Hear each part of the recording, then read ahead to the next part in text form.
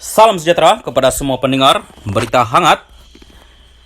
PKR gempur kubu Zahid. Lebih 200 hadir ceramah Iza. Berita penuh. Jika jumlah kehadiran orang ramai pada sesuatu majlis menunjukkan populariti sesebuah parti, maka UMNO mempunyai alasan untuk difikirkan. Pada ceramah anjuran Pakatan Harapan PH di Arena Bagan Pasir, Bagan Datuk pada hari kedua kempen pilihan raya umum ke-15, malam tadi, lebih 200 orang hadir. Jumlah kehadiran itu jauh lebih tinggi berbanding jumlah pada ceramah Presiden UMNO, Ahmad Zahid Hamidi, pada hari pertama kempen PRU yang diadakan di lokasi yang sama. Berucap di hadapan sebahagian besar pengundi tempatan, Naib Presiden PKR, Nurul Iza Anwar, meminta pengundi di Bagan Datuk supaya memberi kemenangan kepada calon PH di kawasan parlimen itu, Syamsul Iskandar Muhammad Akin, pada hari mengundi 19 November ini.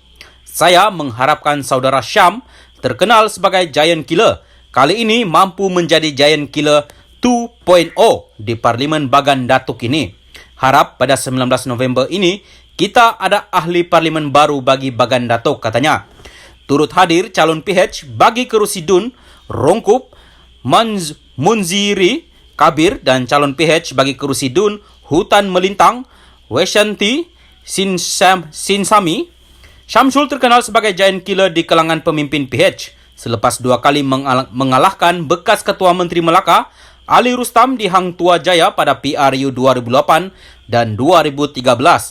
Menurut seorang pengundi Bagan Datuk yang hanya mahu dikenali sebagai Abang Bob, PRU kali ini berbeza sedikit dengan PRU sebelum ini.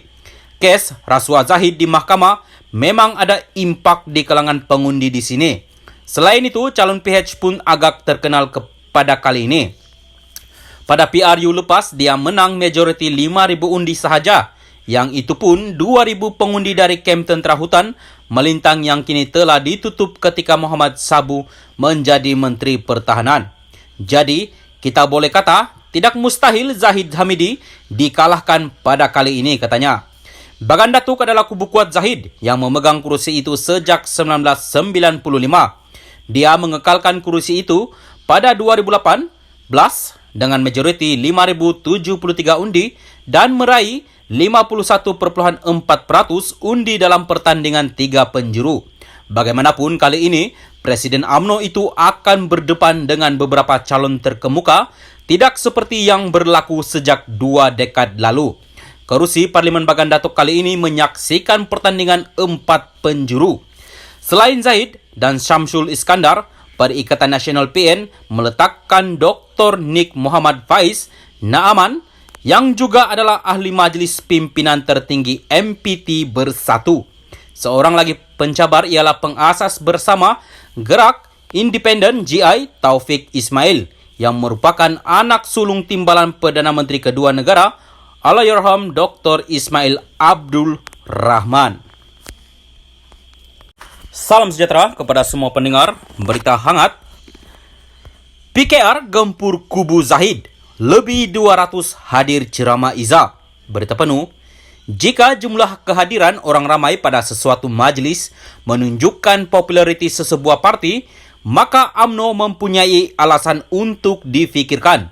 Pada ceramah anjuran Pakatan Harapan PH di Arena Bagan Pasir, Bagan Datuk pada hari kedua kempen pilihan raya umum ke-15, malam tadi, lebih 200 orang hadir.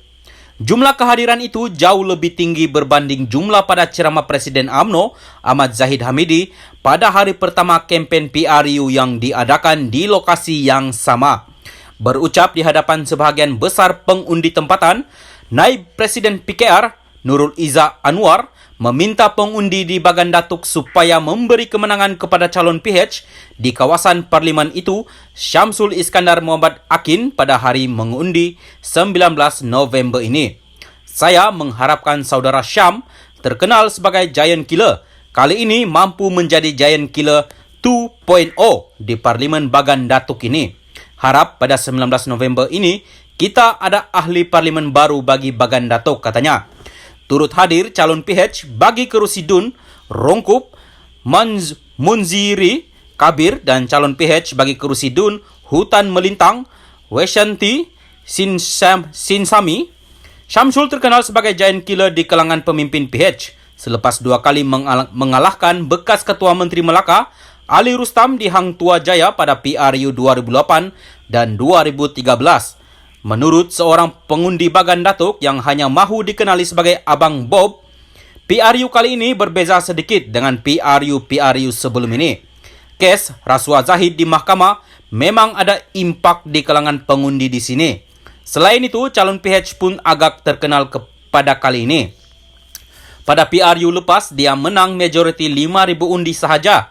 Yang itu pun 2,000 pengundi dari kem tentera hutan Melintang yang kini telah ditutup ketika Muhammad Sabu menjadi Menteri Pertahanan.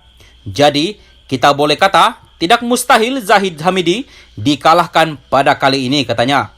Bagan Datuk adalah kubu kuat Zahid yang memegang kursi itu sejak 1995.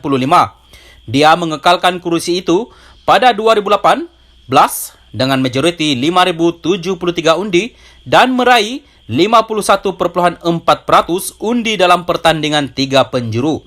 Bagaimanapun kali ini, Presiden UMNO itu akan berdepan dengan beberapa calon terkemuka, tidak seperti yang berlaku sejak 2 dekad lalu. Kerusi Parlimen Bagan Datuk kali ini menyaksikan pertandingan 4 penjuru. Selain Zahid dan Syamsul Iskandar, Perikatan Nasional PN meletakkan Dr. Nik Muhammad Faiz Naaman yang juga adalah ahli majlis pimpinan tertinggi MPT Bersatu. Seorang lagi pencabar ialah pengasas bersama Gerak Independen GI Taufik Ismail yang merupakan anak sulung timbalan Perdana Menteri kedua negara Allahyarham Dr. Ismail Abdul Rahman.